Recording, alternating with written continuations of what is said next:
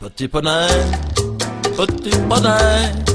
tu es tout gris et tout petit, petit poney, petit poney.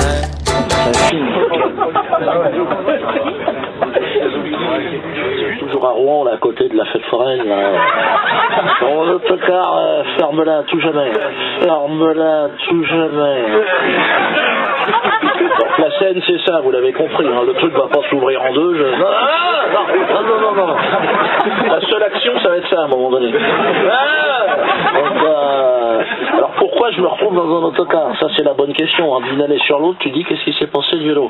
Bon, bah là, avec le dernier spectacle, t'imagines bien que là, ils vont pas ouvrir les salles de spectacle. Donc si les antisémites se sont glissés dans l'autobus, les gars, là vous vous plantez. Hein. Vous pouvez rester, vous avez payé, mais je veux dire, briller normalement. Hein. C'est tout, tu t'arrêtes là. Ouais, mais je sais pour qui je dis ça. Donc, revenons à la question, qui fixe les limites de la liberté d'expression? C'est pas moi. Hein. Je crois que tout le monde a bien compris que moi je fixe rien du tout. Évidemment, c'est l'histoire. L'histoire avec un grand H. L'histoire de lumière. Celle que, bah oui, l'histoire de lumière, c'est l'histoire qui fixe les limites. Et voilà, donc, et l'histoire. Et qui écrit l'histoire? En écrivant ce spectacle, c'est ce que je me suis demandé. Qui écrit l'histoire? Quand j'étais petit à l'école, tu sais, on avait un bouquin, Fernand Duncan. C'était lui qui racontait l'histoire. Et après, je me suis renseigné, je me dis, oh, tiens, c'est bizarre quand même.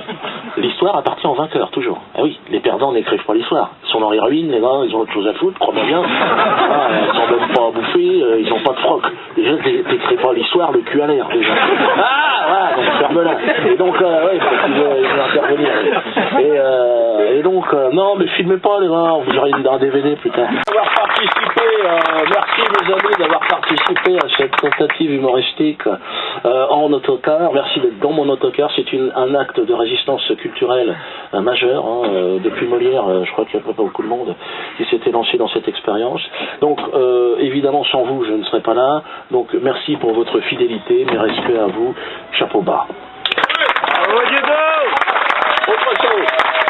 Donc ce soir, on en fait juste, comme c'est un peu réduit, on en fait juste deux séances, c'est pour ça qu'il faut que j'enchaîne, et je ferai des signatures et des machins, mais à la fin de la deuxième séance, donc ceux qui peuvent revenir, qui peuvent aller manger une gaufre, je sais pas quoi, et revenir, tu fais ce que tu... Oui, voilà, donc vous pouvez être sûr que dans 1 heure et 10 minutes, je recommencerai et je ferai des signatures à la sortie. Pour ceux qui n'ont pas de DVD, sont interdits à la vente, donc ils sont à la sortie, vous n'hésitez pas à les prendre. Ils sont interdits à la vente, hein. C'est la première fois depuis Louis XIV.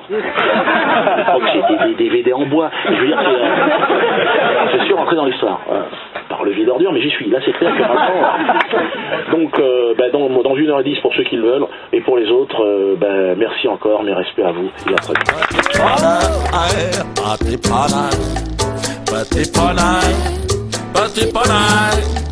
Tu es tout gris et tout petit poney. Non, stop, non, on arrête, Jennifer, ça va pas du tout, là.